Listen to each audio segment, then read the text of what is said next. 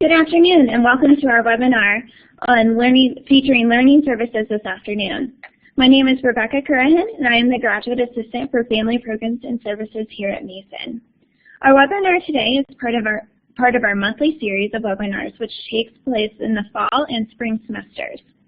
Our webinar series is designed to highlight topics and resources that we feel are important for our Mason families.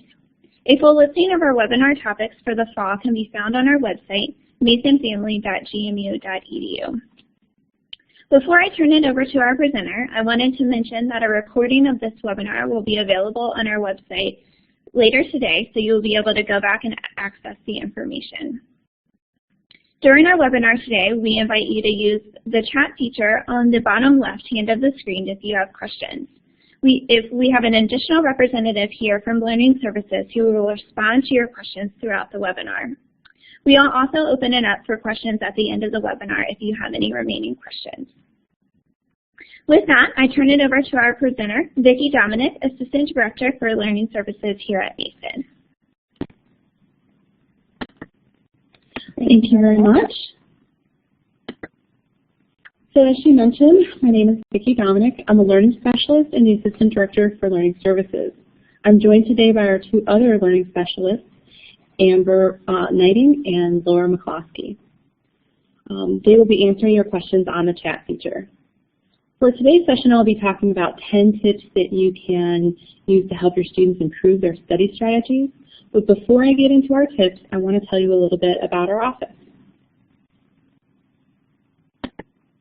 This is my first live webinar, so be patient with me. It might take me a second. All right, our office is located inside of Counseling and Psychological Services. It is on the third floor of Student Union Building 1 in Suite 3129. Our services are confidential and free for students. We often collaborate and work with the psychological services staff, which is really beneficial because we provide a multidisciplinary approach to working with our students. In addition to our 3 full-time professional staff members, we also have 3 master's level graduate assistants.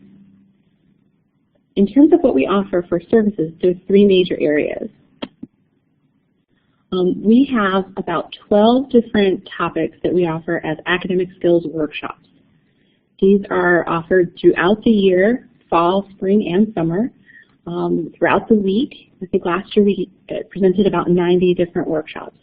We cover topics such as time management, motivation, goal setting, note-taking, reading strategies. We use an online registration program called Eventbrite, and you can see on the screen, I've got a screenshot of the registration page. Students can register by going to our web page and then clicking on the registration button, and it will take them to the Eventbrite page. How do you learn best is a session that talks about how learning works and helps students figure out their preferred learning style. The second major service that we provide is individual academic counseling. We meet with students one-on-one to help them develop their academic goals and develop a study plan. Staff members will introduce students to study strategies to improve their learning. In order to receive academic counseling, students do need to call our office to make an appointment. The initial intake interview lasts about 90 minutes, and so that students have time to fill out the paperwork, answer some questions, and they also complete an inventory called the Learning and Study Strategies Inventory. That gives us information about students' strengths and their challenges. So that when we meet with them, we can come up with a plan on how to address them. After the intake interview, students are scheduled to meet with a Learning Services staff member once a week for about 45 to 50 minutes. While we do not tutor students in content for classes, we can show them ways that they can learn the course material more efficiently.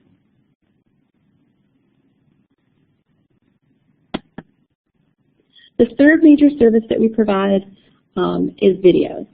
We have VHS tapes and DVDs available in our office on a variety of study and learning topics. To watch these videos, students do need to come during our regular office hours, which are 9 to 5, Monday through Friday. We have a limited number of videos available online streaming. And you can see a screenshot of our main page from Learning Services showing a time management video that was created by our graduate assistants. Again, the topics cover everything from time management to student stress, managing sleep. So there's a lot of really good resources that we have if a student can't make our workshops or they're not interested in coming in for regular academic counseling. So this is a quick overview of what we have to offer in our office. I'm going to now discuss the 10 tips that we have for you to help your students improve their studying. So for the first thing that you need to know is that at Mason, students are going to be responsible for their own learning. This is very different than high school or even community college. In high school and community college, the teachers break the information down for students into small pieces. They give them regular homework assignments. They administer a test after every chapter. So if a student stumbles on a homework assignment or if they struggle on an exam, there's lots of opportunities for the student to improve. That's not the case at Mason.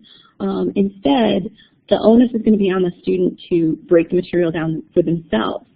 Their professors are going to provide them with a syllabus at the start of the semester, and it has the learning objectives for the semester, how the grading scale works, and a list of topics and reading assignments. And students will be expected to work on their own to make sure that they can break the information down. They're not, even if they have homework assignments, they're not always graded, and when they have tests, they may only have 3 or 4 tests which cover 4 or 5 chapters. So there's less opportunities for students to recover if they have a poor grade on an initial assignment. So in high school, the teachers will approach a student who is struggling. At Mason, it's going to be up to the student to go in and ask for help. So our suggestion is that students really work to keep track of their assignments, that they use their syllabus, and that they're not afraid to go and ask for help. So in terms of keeping track of their assignments, students have a variety of time management techniques. At the very minimum, we strongly encourage students to utilize a monthly calendar. And on the calendar, they should put all of their exams, all their papers, all of their projects. So the first week of school, to take all of this data that they got from the professors and sit down and plot out on the calendar when things are due.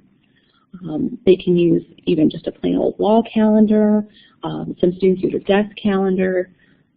If they're into electronic devices, using Google Calendar is a great option because they can put in their classes as recurring appointments, and they can sync their Google Calendar with their smartphone, or if they have a tablet, they can have it all synced, so if they make a change on one place, it shows up in all of them. By having a monthly calendar, students can see what their demands are and when they're going to have busy weeks. They should also put on their calendar any big events that they've got. So if they have to go home for a wedding for a weekend, if they plan on going to a concert, they're going to travel, they should put all of that in one place. By having everything on one calendar, they're less likely to procrastinate because they actually see, oh, this is coming up. I see the passage of time. I better get started on that paper or that project. Or I can't study this weekend because I'm traveling for a competition. So having a calendar is really essential. Our third recommendation is that students have a good location to study that is free from distractions. So this is true whether they live at home with you as parents or if they live on campus. We talk to students, many of them tell us that they study in their room on their bed. This is the worst possible place for people to study. When people sit on their bed, they feel like they should be sleeping, so they'll say, oh, I'm just going to take a break, and then I'm going to close my eyes for a second, and the next thing you know, they're taking a nap. So the bed is the worst place for them to study. It may not even be beneficial for students to study in their room. If there's a TV going on in the background, if there's somebody else playing video games, or if the student lives at home and they have siblings who are bugging them, that's not the best place for them to study. So finding another place where they get into that location, and it gets them in the mindset of, hey, I'm here to do work. This is time for me to be focused on my academics and my studying. that's going to be a better location. So someplace that's usually quiet, it doesn't have to be silent, but where they don't get distracted, where there's good lighting, where the chair is comfortable but not too comfortable, that's going to be really important for students to utilize. So if studying at home is not the best place, they might want to come to campus. They might want to study in the Johnson Center, Fenwick Library. If a student's commuting, they may want to study from their public library in their community, or a coffee house works out for a lot of students as well.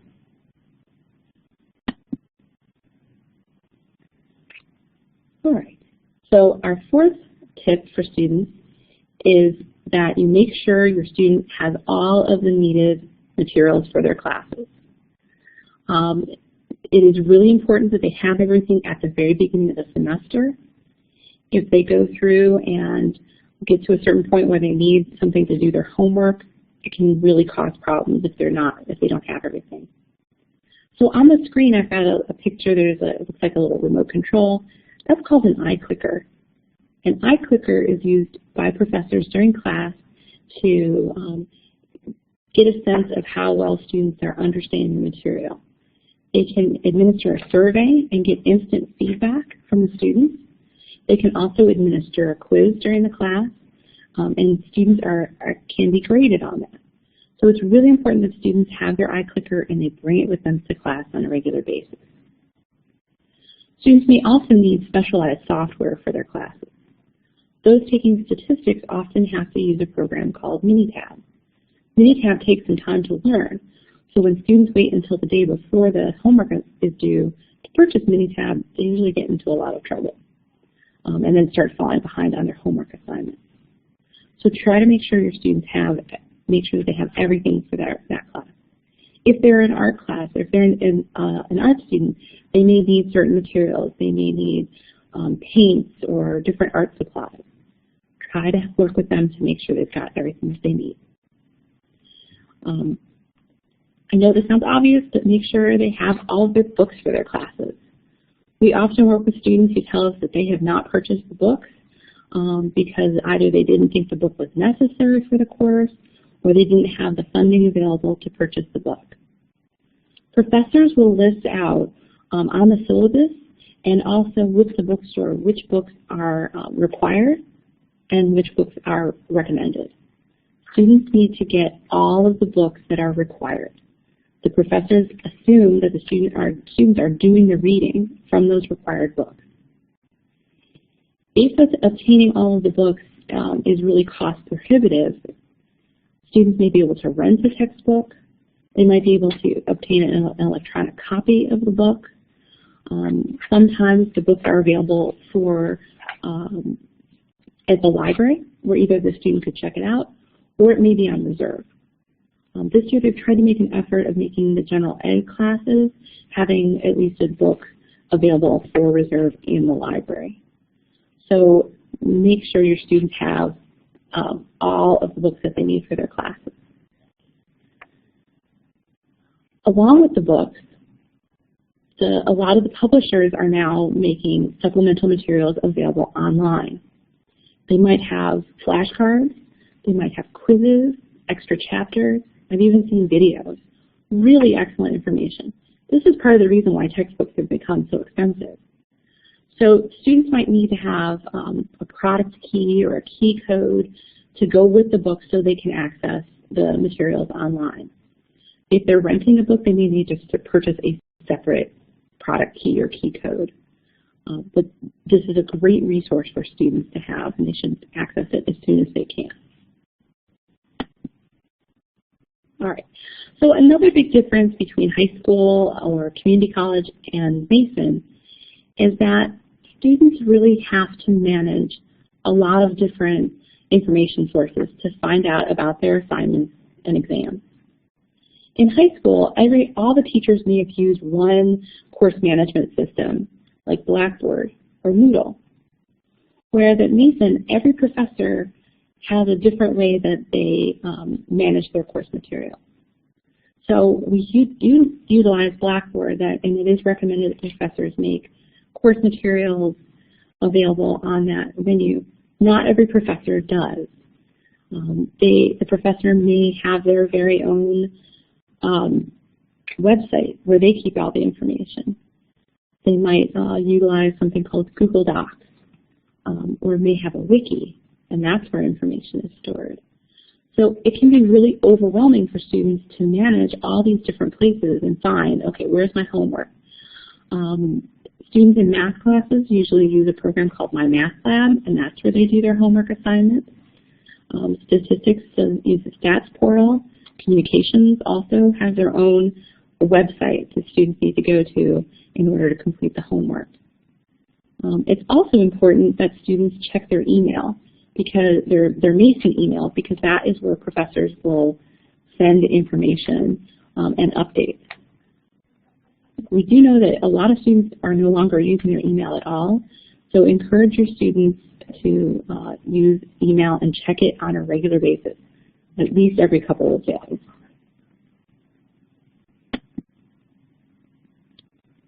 All right. The other big difference between high school and college is that things are going to take a lot longer. Study time is going to be longer. Reading assignments are going to be much more complex than they were previously. Writing assignments are going to be longer and more complex. In high school, the students may have been asked to just think in terms of facts and have to really just memorize facts and be able to say them back. At Mason, they're going to be asked to know the facts, but also be able to apply concepts to different situations, analyze and evaluate those ideas. That process takes a lot more time. So your students might be a little bit frustrated that things are taking a whole lot longer than they did in high school. That's normal. There is a big adjustment time when they transition to Mason. So encourage them to stick with it and to leave themselves a lot more time to do their work than they had in the past. Students may also need to learn how to use new systems. In high school, they may have used citation like MLA, and in college, they have to now learn how to use APA. It's a similar system, but it does have different rules, and learning that process takes more time. Excuse me. So while students at Mason are only in class, if they're full-time, students may be taking 15 credit hours, but that's the average. So they're actually only in class about 15 hours a week. So students may think, oh wow, this is great, I have all of this wonderful free time. But they really don't. So as I mentioned before, in high school, students had class every day with their teacher, Monday through Friday. At the university, they may have class maybe 2 or just 3 times a week. The other time that they're not in class, that's not free time. That's time that their professor expects that the student is studying.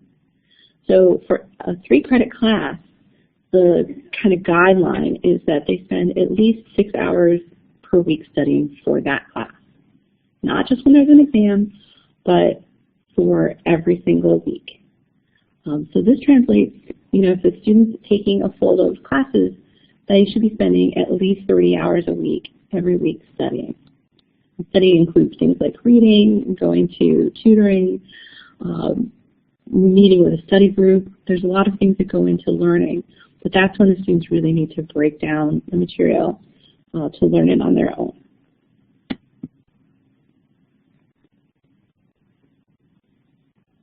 So it's really important that your student learns how to balance their time. There's going to be a lot of opportunities, activities, organizations, things that students can get involved in. And there may be that temptation to do the same study habits as high school, which is basically studying the night before a test. That strategy is not going to work at Mason. They're going to need to break the information down into small pieces that are manageable, and they want to avoid cramming.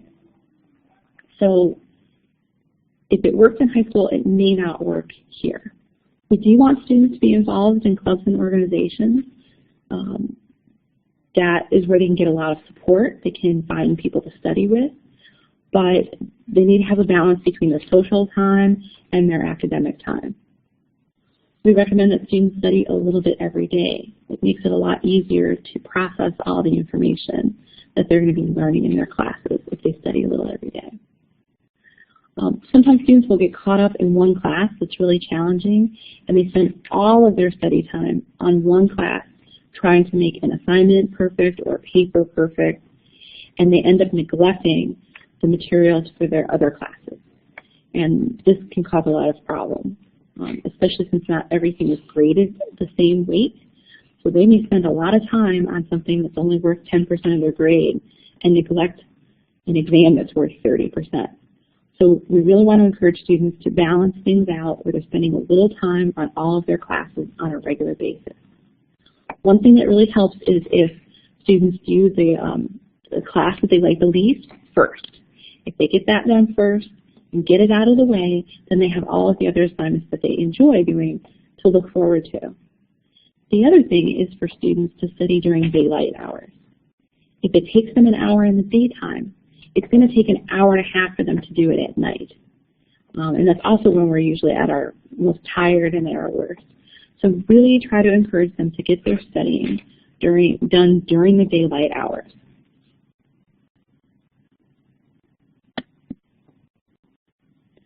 Okay, so what you see on your screen is a graphic showing what's called the study cycle. The study cycle is a distributed learning model which goes along with what we were talking about, not cramming. So this is a way that students can approach their learning, and it's what professors expect your students are doing. This is something that I didn't know in college. Nobody ever told me about it. I had to learn this process on my own through trial and error. But if students know this from the beginning that this is what their professors expect, it'll be much easier for them. So like I mentioned at the beginning, the professors give students a syllabus at the start of the semester. And the syllabus lists out all of their topics that are going to be covered. So the professor assumes that the student is going to read the chapters that are covered for that class before they go to class. I often have students tell me, well, the professor didn't tell me to read it. Then we look at the syllabus and realize, well, it's listed right here. Professors will not explicitly say, read this. They just assume they've given the student the syllabus and the student is responsible for knowing the material. So the study cycle has 4 phases, and that first phase is that students should preview the material to be covered in class before class. Phase 2 is go to class. Seems obvious, but a lot of students will skip it. They don't think class is important, especially if the professor doesn't take attendance. But that is where the professor will explain some of the concepts from the reading. They'll go into more detail, or they may highlight certain things that they think are especially important. Sometimes students will say, well, I'm not going to go to class because they're lecturing from straight from the book. But this is actually a really good thing because we learn through repetition and rehearsal. So by reading the material before class and then going to class and hearing about it, we're tapping into different learning styles. We're tapping into different neural pathways in the brain, and that reinforces the information so they can recall it later for a test. Phase 3 of this process is that students should review and process their notes as soon as possible after class. So after the lecture is over, reading through their notes, filling any blanks, anything that they missed, write down any questions that they have that they can ask during the next class session. But if they wait until right before an exam to review their notes, they may not remember, gosh, what does this abbreviation mean? Or what does this little doodle mean that I wrote on here because I didn't add enough information? But if they just spend 5 to 10 minutes at the end of class filling in their class notes, it's going to help a lot. Phase 4 is when students are going to use intense study sessions. So intense study sessions involves maybe going back to the textbook and taking all of the main concepts and making them into flashcards.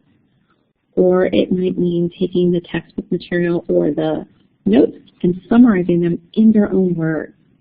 The more that a person can put the information into their own words, the better they're going to remember it, the easier it's going to be.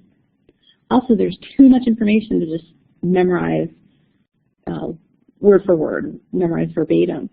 So using the intense study sessions is when students can pick out what are the main ideas, what are the main concepts that I really need to concentrate on.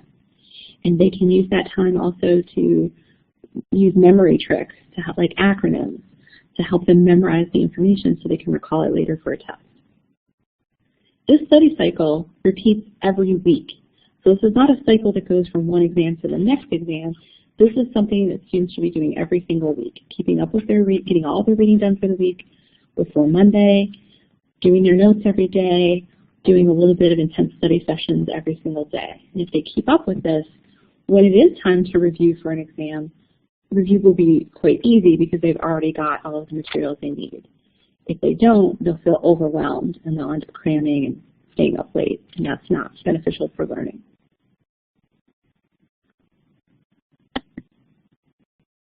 All right, so our number 9 tip is that students should utilize self-testing.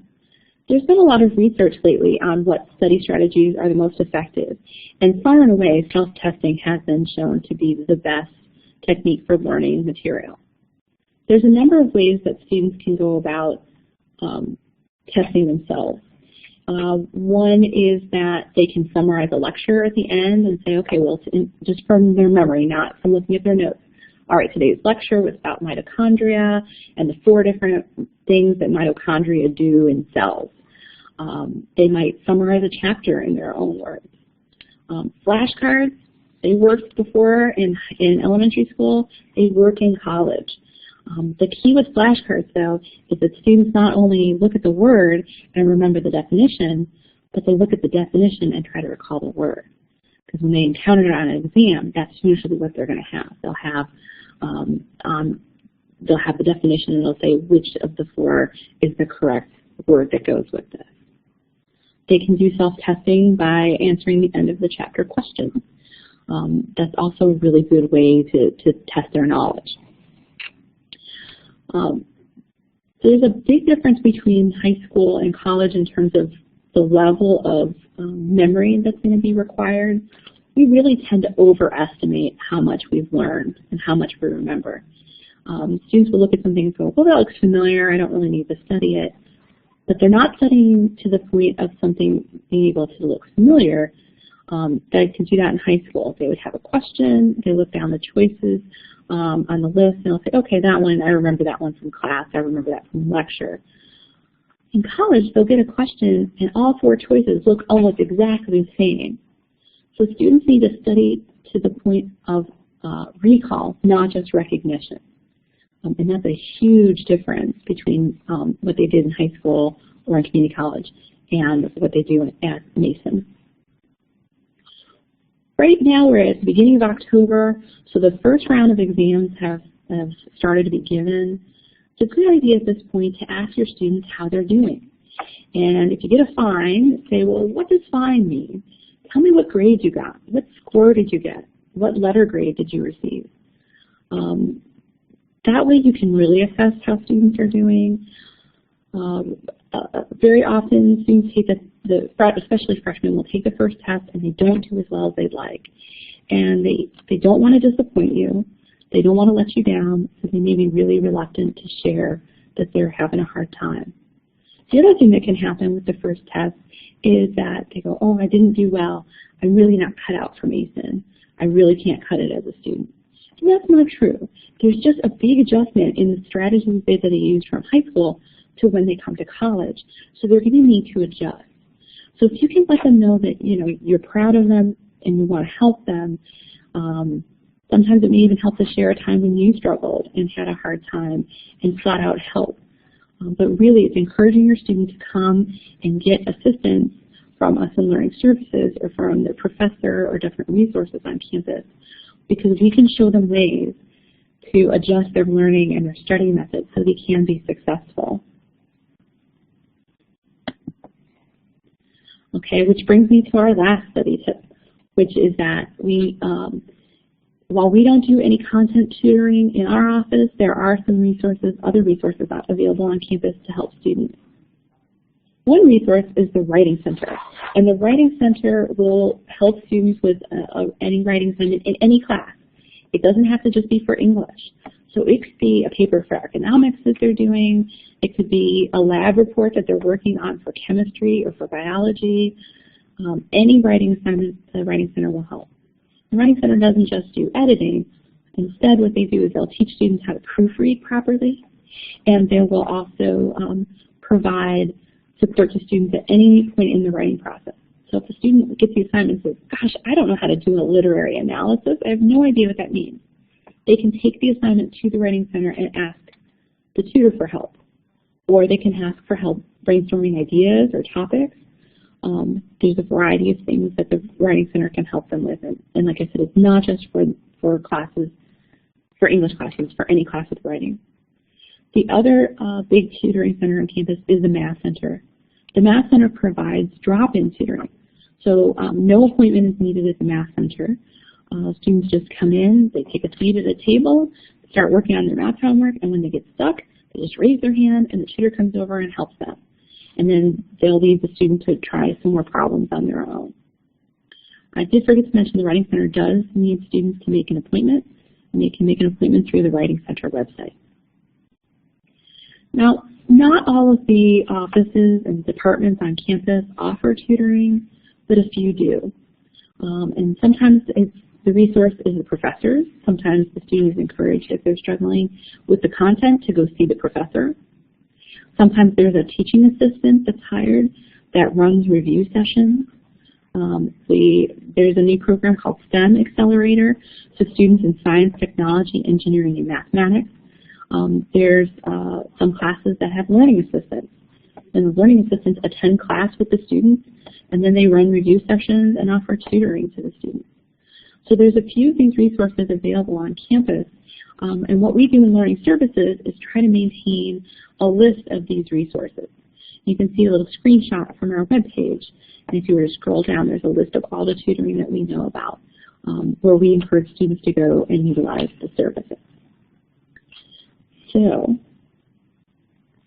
that was our 10th tip, and that's all that I have for now. If there's any questions, we're available to answer those. Thanks so much, Vicki, for providing us with that great information. For those of you who joined us midway through the webinar, my name is Rebecca Currahan, and I am the Graduate Assistant for Family Programs and Services here at Mason. Just a reminder that our next webinar will be November 6th from noon to 1 Standard Eastern Time, and we will be featuring Wellness, Alcohol, and Violence Education and Services, who will be presenting on the health and wellness of your students. Be sure to mark your calendars and tune in November. We will remain available here if there are any last-minute questions before we close out our webinar. So feel free to use the chat function on the bottom left-hand side of your screen if you have any last-minute questions. But I will be disabling the audio and video, so don't worry if my picture disappears. Thanks again for tuning in.